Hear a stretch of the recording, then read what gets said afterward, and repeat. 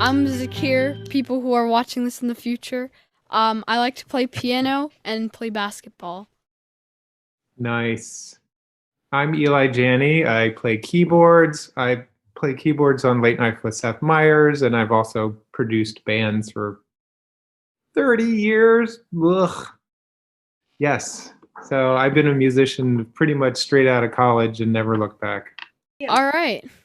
Um, so what was the first music that you remember listening to growing up?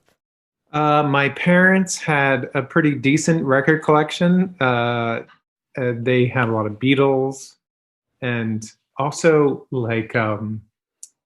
uh, my mom's British, and she had British marching band music. That's all I could, like very formal kind of. And I would listen to that and just look at the, because when vinyl, at least it's got a lot of artwork on it. So I look at it and just try, like, what is this? I didn't understand it at all. The Beatles is a lot easier to understand because it's so like, Yeah. has fun lyrics and it's, it's very Yeah. sing-songy and stuff like that. Well, But they yeah, had 'cause a record player that opened up and it had two little speakers on the side, and it was completely self-contained. So I would just sit there and go through all the records and just listen to it. I thought it was fascinating. yeah, when I was like growing up and stuff, I had a record player too. I mean, I still have one. I'm still growing up. I don't know what I'm I was saying. gonna say But when yeah, you were growing up but so it long just ago. yeah, but yeah, the records are super interesting. I think it's kind of a shame because records they were like a real way to make money off of kind of streaming. I don't know if you'd call it streaming if it's a record, but Yeah. now, it's just Spotify and stuff. Yeah. Yeah, but vinyl is still it's come back a little, it's come back and now it's Yeah. pretty steady. Like Now it's like people, cool, like yeah, retro. and I'm hoping that that's just going to continue because you have so much possibilities because they're 12 inches square. You have possibility for a lot of artwork, and also Yeah. you can do gatefolds and all this stuff. But it's such a big statement visually as well as audioly. But I still love vinyl. I've got a ridiculous collection that Jennifer wants me to get rid of half of it, and does take up a lot of space, but you can't get rid of it. Um, so growing up, did you have a formal teacher or like a formal way of learning piano, or did you tutor yourself or teach yourself kind of how to play by just fiddling around or No, I did take lessons. My father was a piano player. He played like ragtime sort of. He was quite accomplished, but he was an architect by trade, so he never did music professionally. But when I was 10, I want to say I took classical piano lessons, very sort of normal at the time piano lessons, which it's I had the experience that I think a lot of kids have, that when you take classical, that the first year is very exciting because you can make noise on the piano and then you can make a little melody and you learn how to what the keys are and you're starting to learn all this stuff. But then probably 18 months to 2 years, you hit this wall with classical, where if you're not like hardcore practicing every day and really getting your fingers in shape, you're just not going to be able to do it. And the other funny thing was, my teacher told me years later that. So anyway, I only did formal lessons for about 3 years, and that was about it. But there was one anecdote that I have to tell you that she told me years later. She said, "Oh yeah, well you would come in, and I would give you the sheet of paper, the sheet of music to learn. I would ask you to play it." And she was like, "Sure." And so she would play it, and so can you just play it one more time? Then she would play it one more time. And then I would, take the sheet of music home and I would come back and I would pretty much know it. What she realized was I was just learning it by ear and not learning how to read music at all, which is true. I still, to this day, I'm very slow reading music. I can do it, but I'm not fluent at it. yeah. That's the So, same. yeah. So anyway, after that sort of 3 year, maybe I started when I was 9, because I feel like I stopped when I was 11 or so, 11 or 12. And then but I continued playing music. I bought a synthesizer and I had an electric piano and I played in bands and did just like jammed with my friends and did that for years and years and years until I, I spent most of the 90s playing in a rock band touring around the world. Like that was but I didn't take formal lessons until about 4 years ago. I started with Ben. I had Ben Healy too, right? You're talking about Ben Healy, Yeah, right? yeah, Yeah. I had him too. I think he was my first piano teacher. So yeah. yeah, yeah.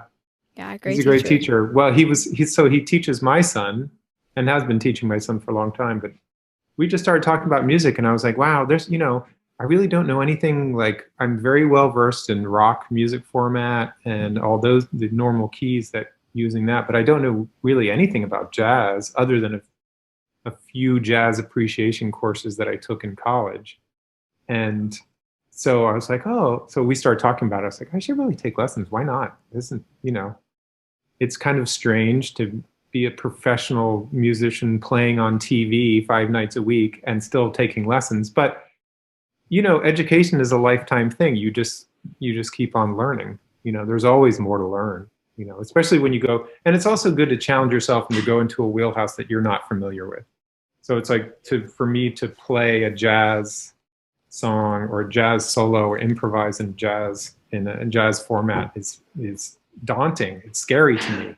And anytime we have a recital, even now, I'm way more nervous about those recitals than performing on TV. It's hilarious. It's like, oh, that's easy. That's hard. Yeah. Yeah, I totally feel that because jazz and all, I feel you can find a lot of relations between hip hop, rock, and pop, I would say, but Yeah. jazz, I feel like those melodies are kind of off the charts. Not Yeah. off the charts, but like, so There's a chart somewhere.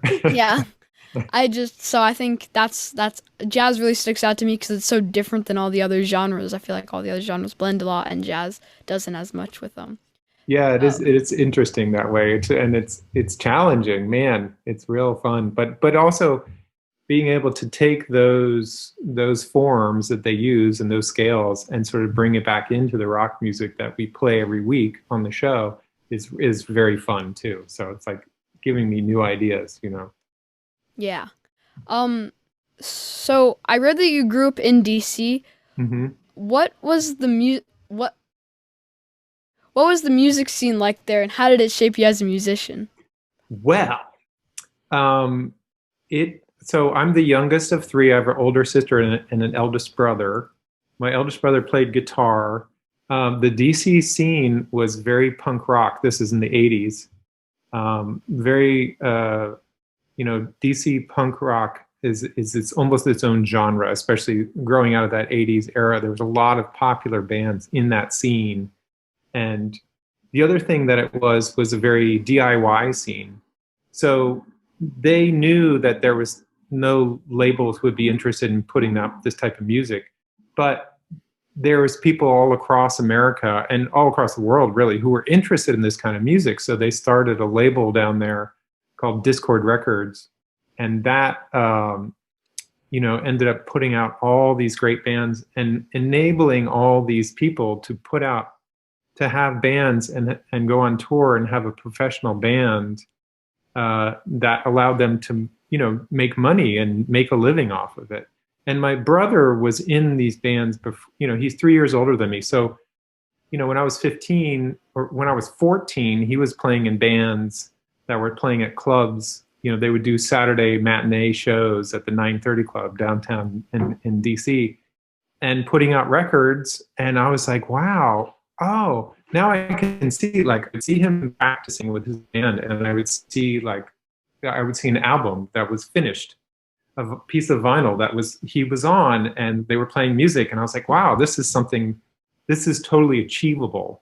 Because when I think it's easier now with Bandcamp and stuff like this that you can easily put stuff out yourself. But at that time, there was no online music happening, and so in order to get stuff created, it seemed like you had to have like the world of what was happening on radio and stuff seemed so far away. But then in this music scene, it sort of brought it down to earth, where it's like, oh no, we can put out stuff. We just have to figure it out. We find pressing plants, and we find mastering people, and we find we find a recording studio. And there was a guy who ran this guy, Don Zientara, who ran a studio, Inner Ear Studios, which is a big supportive studio in the DC punk rock music scene. I became friends with him. I ended up working for him, and he taught me how to be an audio engineer in the studio, recording and mixing bands. So, and then I ended up doing that as a career for a while, and then I moved to New York and played in a band for 10 years, and then went back to the studio, and it kind of all grew out of this thing where, like, yes, you can do it. And luckily I had these people who were a few years older than me who were sort of paving the way for it. So I would suffice to say the DC scene launched my music career. Yeah. So you said that your brother was in bands ahead of you. Did you ever play in not like as official bands, but like bands before you played with girls? I mean, girls against boys. Yeah. Yeah, I had another band. Well, I mean, I played in bands all the time, and we would just play shows. And I listen to the music now, and I'm like, what were we playing? I can't even make heads or tails. It was like sort of prog rocky kind of, because I was playing a synth, but again, no formal training, so I didn't really know what I was doing. So we would do a lot of covers, and I was always playing in bands, but the first band I had that put out an album was called Rain, and it was very what they now call emo, and emo. But it was such an early band. I think the record came out, I want to say in '87 or '88, a long time ago, and now it still has this crazy strong following, very small but very dedicated following of people. So much so that the label Discord Records, they're going to be putting out our demo tapes because people want to have more stuff. I was like, our demo tapes from 1987. I was like, oh, sure. If they want it, let's put it out, But yeah, so I played in a bunch of different bands, and I was always making music too. So even if I was playing in a band, I have hilarious tapes. It would make you laugh so hard. A friend of mine and I, like, well, let's do a hip hop band, like 80s hip hop, you know what I mean? And just two white punk rock guys making 80s hip hop. You can imagine how hilarious it was with bad Mattel drum machines and stuff. It's probably actually amazing. I haven't listened to it in forever, but just trying all these different things. And one of the little side projects that we had was Girls Against Boys. And it was just me in the studio, because by then I was working in the studio. So I had access to the studio whenever it wasn't being used. And I said, oh, come in the studio, let's jam, let's make some music. Let's do some stuff like this Chicago band that we like. And, we started making music. And then a bunch of friends of mine had moved to New York, sort of one by one. Some were going to school up here and doing other things, but they had a band up here, and then that band fell apart. And so then the singer was like, why don't you move up to New York and let's do Girls Against Boys as a real band? And so that I was like, sure. When you're 23, you're like, of course I want to move to New York. Yeah. So I mean, everyone wants to move to New York. Yeah, of course. This is the place to be on the East Coast, It was also at that time there was like New York, LA, or Nashville, like those were the musical centers. They still kind of are, but every town has a scene, of course. But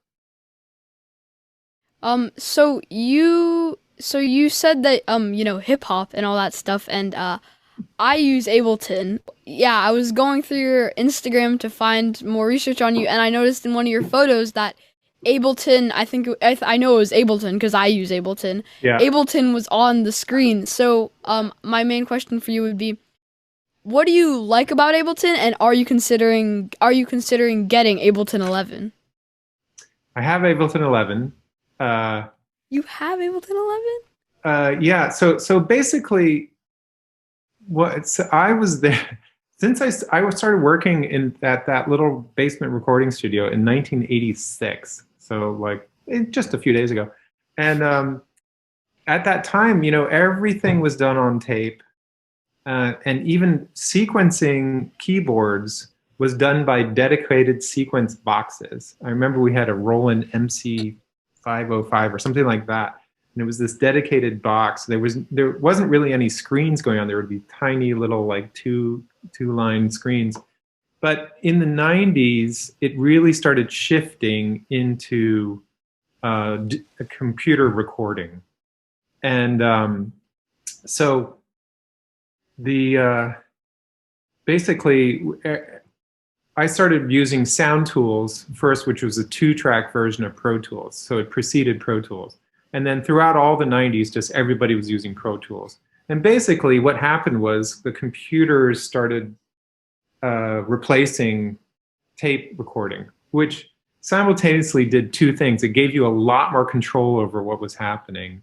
And so you'll probably notice that rock music, especially, which was the genre I was working in most, got much more like on a grid and less loose during the 90s, because all of a sudden we had these tools where we could make it all super tight. And too mechanical. Unfortunately, it kind of went too far. But the other thing was that it made it a lot cheaper to record, because 24-track tape machines just require a lot of maintenance. You have to have professional maintenance work on it all the time. And big mixing desks are like ridiculous. Like, you know, back then, if to buy a giant mixing desk for professional recording would cost you $1 million, you know? And so now you can get those kind of results like by spending $1,000, you know, because so every iteration of computer recording got cheaper and cheaper and cheaper and cheaper. And so in the end, it was probably about 8 or 9 years ago, I said, why am I using Pro Tools, which costs a fortune? They hadn't really changed with the times either.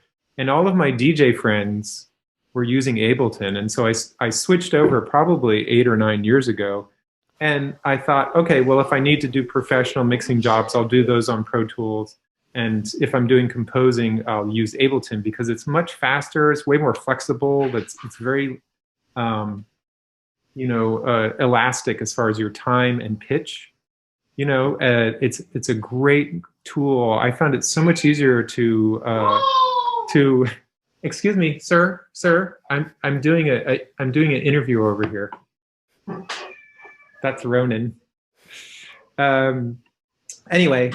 So when we started doing the TV show, I had to have a recording set up at NBC. And so I said, well, why don't I just use Ableton? Because all the TV stuff has to be done very, very quickly. We have basically about an hour to write 5 pieces of music, record it, and mix it. So we have to move super, super fast. So the best tool for that job was Ableton. So I just started using Ableton. So yes, I do have Ableton 11, but NBC pays for it. So that's why. Yeah, well, I think, yeah, Ableton 11, people are really excited for it. I'm gonna save up money to get it because it seems really cool. It's pretty great. You know, the interesting thing is that Pro Tools, of course, had to respond because they were losing customers. And so they've started, over the years, they've integrated more and more of Ableton's tools, and Ableton is integrating more and more Pro Tools. They should just combine. I don't understand why none of these people just combine to make a super DAW. Well, the way that the parent company of Pro Tools, Avid, works is very, very different than Ableton. Very, very different. Avid, they do a lot of video editing, and they do a lot of corporate big projects, and that's their bread and butter. And Ableton came out of a bunch of DJs, you know, making electronic music. So it was from a basement, and they sort of grew this way. And so that's why they could never, that's never going to happen. But this comping, being able to do multiple tracks and comping, all this stuff, that was a Pro Tools thing years ago that made the workflow great. The interesting thing is that Pro Tools, I don't want to go too far down this rabbit hole, but basically Pro Tools came out of the tape world. So that's why it looks like, you know, you have sort of like static tracks like you would on a tape machine. And that helped people transition from tape to computers, but it also locked them into a type of workflow.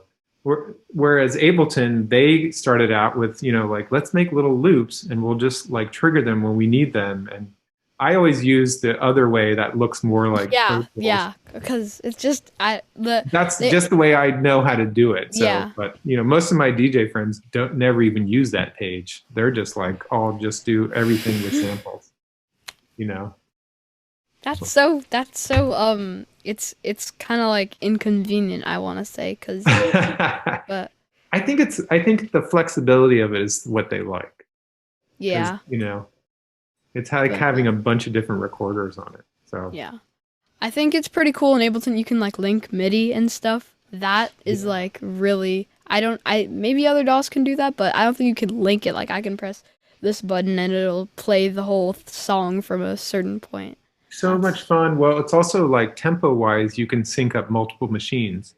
So I have another side project. It's called Department of Human Genetics, and it's my friend who's a big DJ and I were doing sort of art kind of ambient music. And I bring my laptop over there, and he has his laptop, and his is the master. And I just hit a button on Ableton, and it'll link up. Have you ever done that error? It's like an no, error cuz none MIDI. of my 12-year-old friends like to produce in DAWs. Really? It's No, it's ridiculous. so annoying. I've been trying to get all of them to do it, but they're not musical. So moving on to a little bit to Seth Meyers. What was the story of how you got the gig with Late Night? Well, it's interesting. Basically, Seth Meyers got hit the show, and they were like, "What are we going to do for music?" And they thought maybe they'd have a DJ, and they thought they'd do this or that. And then, kind of at the last minute, it was really about 2 months before the show launched. They were like, "No, we need a band." And so Seth was like, he's not really a music person. So he asked Fred to do it. He said, "Fred, can you put together a band?" And he was like, "Yeah." And so this enabled Fred to be part of the show, and also took, like, Seth didn't have to deal with it. It's like, "Fred, you deal with the band, you create the band." And so I just got a call out of the blue. Like, I've known Fred for a very long time. So he used to play drums in a punk rock band called Trenchmouth. And he and I, our two bands, Girls Against Boys and Trenchmouth, played together in like 93 or 94 or something like that. And we became friends. And Fred was very much into the DC punk rock scene. So he would come to DC all the time, and we would hang out, and we remained friends. But he basically, I think it was 2001. Yeah, it must have been 2001. He started on SNL. So at one point, he decided he was going to be a comedian instead of being a musician. And we were all like, "What? What does that mean? That doesn't make any sense." So anyway, in 2001, he got on his job at SNL as a cast member. That was also the year that Ryle, our older son, was born. So our lives kind of went like this, where I didn't see him. Of course, I was like, in babyland, like raising children, and he was, being on SNL. So we didn't see each other for a long time. We every once in a while we run to each other at a show or something like that, but not super close. But then also kind of staying in touch. And then he needed a keyboard player. He said he wanted to do an indie rock band, and so he's like, "Okay, who do I know who was in an indie rock band who can play keyboards?" And that was like a list of like two. And I lived in New York, so he called me first. That's basically how it happened. You know what I mean? Yes, New York is the place to be. Really, like the other fellow, he's done a lot of stuff with still, but yeah, but I got this gig. And then basically what happened was he also because I worked in the studio producing bands, that was the other draw, because he still had Portlandia, his other TV show, and he was still, appearing in movies and stuff like this. So he wanted to be able to leave the show for periods of time and come back. So he needed someone to take over the band while he was gone. So my experience being a producer, working with bands in the studio, that's what helped me get that job. because he was like, okay, I need someone. I'm associate music producer, music director, associate music director of the show. So that's my official title. So basically, when Fred's not there, I run the band. Oh, all right. Cool. Yeah, so that's basically how that. So I do play keyboards in the band, but actually my main job is actually music director when Fred is not there or when Fred is busy, which is basically 100% of the time. Yeah, I was gonna say. Very busy man. Yeah, I watched a bunch of Portlandia, but it was kind of like I watched So it when I good. was younger, so I was kind of, it didn't make sense to me. I was like, what is this called? Who's Amy Mann? But like, Oh now. man, it's so yeah. When she was like the gardener, or no, Yeah, yeah, like the second she was the episode. maid, and Sarah Yeah, McLachlan. yeah, That was very funny. It's a yeah. good show. Yeah, Great show. he's over in London right now, and we've had to, since the pandemic started, we've had to figure out how to do all this stuff from home, and thank God for Dropbox. And basically, Fred does the drums for the songs. Like basically, I choose all the songs. We're reading songs that we wrote, while we were in the studio, and so I'll just grab these songs and send them out. Here's the songs for Monday, Tuesday, Wednesday, Thursday, and then Fred will do drums for it, and then we each do our parts, and then I put it all together and send it to the show.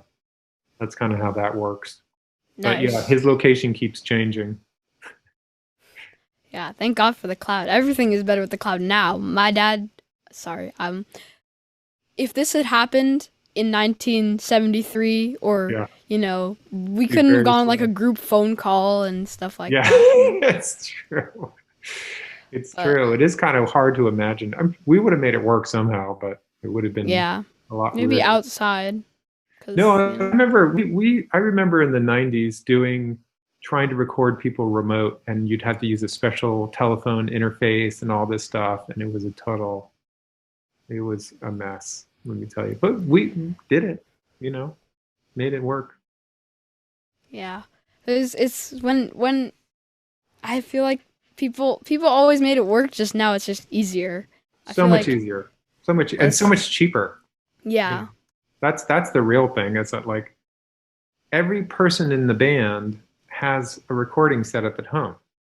Like that would not have been possible in 1993. Like I guess you could have done cassette 4 tracks. That's what we were doing back then. you could do a literal Dropbox, just drop the actual That's records. true. Actually, that's exactly what would have happened. Probably literal Dropbox. So We're almost out of time. You got one or two more questions? okay, I have a good question. Okay. So now that we can see some light at the end of the tunnel, Mhm. what are you most excited about as a musician when performing opens up again?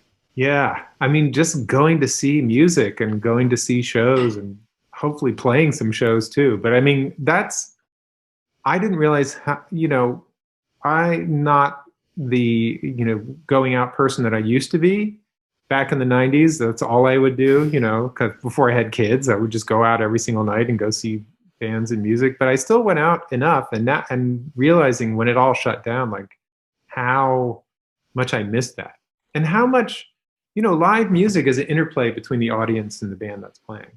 So without that, it's very difficult for bands to grow in a particular way.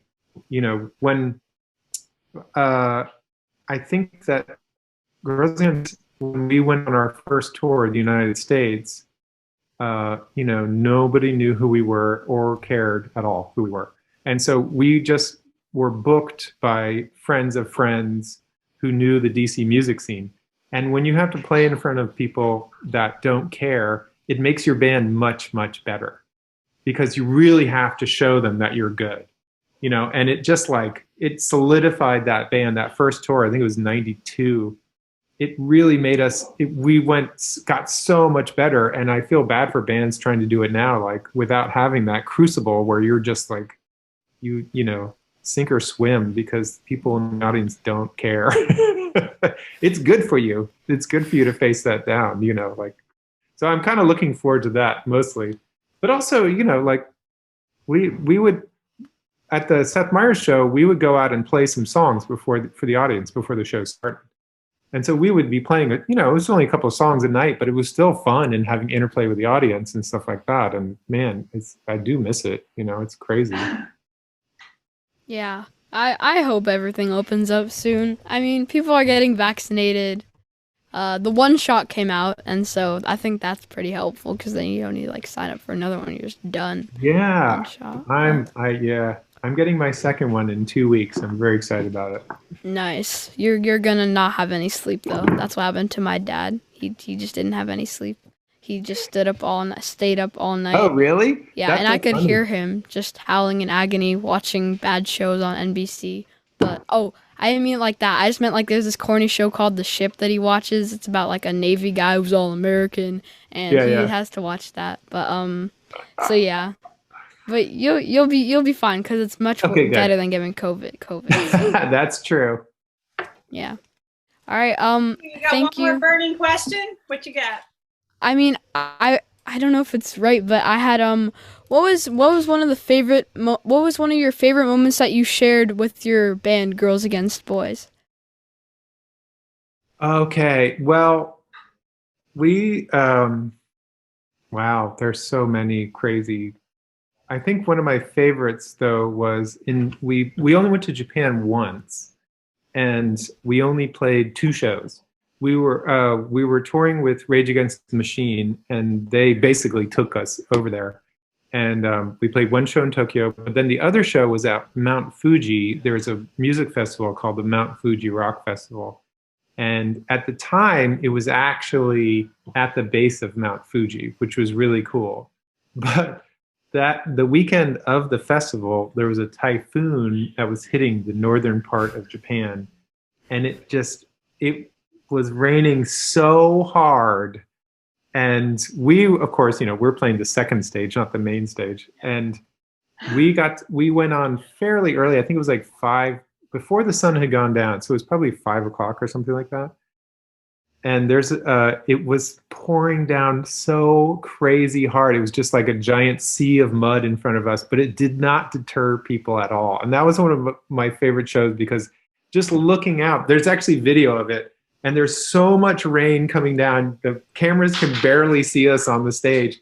And there's just this sea of people moshing around in mud. It was completely bonkers. And Red Hot Chili Peppers, I think, were playing that night.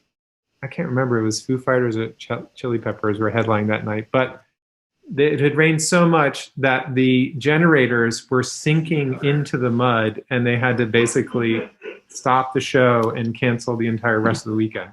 So we got to play, and I think the Foo Fighters did not end up playing, and the Chili Peppers didn't play it because the rest of the days were canceled. Yeah. And now they don't have it at Mount Fuji anymore because it was not. They still have Mount Fuji Rock Festival, but it's not at Mount Fuji. You know, it's funny that you said you're having problems finding people to play with. Is that no, well, just not really to play with, but because I make rap beats, so like someone to rap on my beats. I have a band in BMF. I mean, I have many people to play real piano with. Yeah, finding people to play with and collaborate. Just always say yes. You know, that's the thing that I'm like, you know, right now when you have obviously you have school, but other than that, you don't have a lot of responsibilities. Just say yes to everything because it's kind of fun. Like now, now my life is a lot easier. But when you have small children, you just have so much responsibilities. Now these guys are older, they're fine. But like I'm getting back into just collaborating with people, and it teaches you so much every time you collaborate with somebody. So I would just say, you know, find as many people you can to make music with or collaborate with, and always say yes.